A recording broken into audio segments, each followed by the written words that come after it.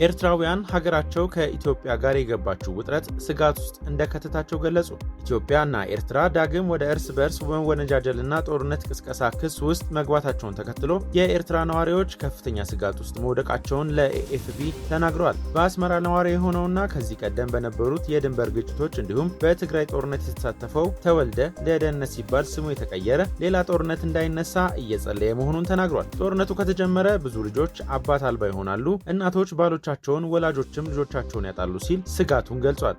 በትግራይ ጦርነት ተሳትፎ የነበረው መሐሪ የተባለ ኤርትራዊ የቀድሞ ወታደር ወጣቶች ሊመጣ ያለውን ጦርነት በመፍራት ወደ ኢትዮጵያና ሱዳን በብዛት እየሸሹ ነው ብሏል። በስደት የምትኖረው ሉዋም የተባለች ኤርትራዊትም ቤተሰቦቿ በፍርሃት ውስጥ መሆናቸውን ጠቁማለች። እንደ እርሷ ገለጻ እናቶች ለስብሰባ እየተጠሩ ጠቅላይ ሚኒስትር አብይ በእናንተ ላይ ጦርነት ሊከፍት ስለሆነ ልጆቻችሁን አዘጋጁ እየተባሉ ነው ብላለች። አንዳንዶች እናቶች በትግራይ ጦርነት የጠፉ ልጆቻቸው የት እንደገቡ እንኳን ሳያውቁ ቀሪ ልጆቻቸውን ለጦርነት እንዲልኩ እየተጠየቁ መሆኑን ተናግራለች። የኤርትራ መንግስት ቃል አቀባይ የማነ ገብረ መስቀል ለጉዳዩ ምላሽ እንዲሰጡ ቢጠየቁም ፍቃደኛ አልሆኑም። ነዋሪዎች ግን አሁን ያለውን ሁኔታ ተአምር ብቻ ነው የሚያስቆመው ሲሉ ተስፋ መቁረጣቸውን ዘገባው አመላክቷል።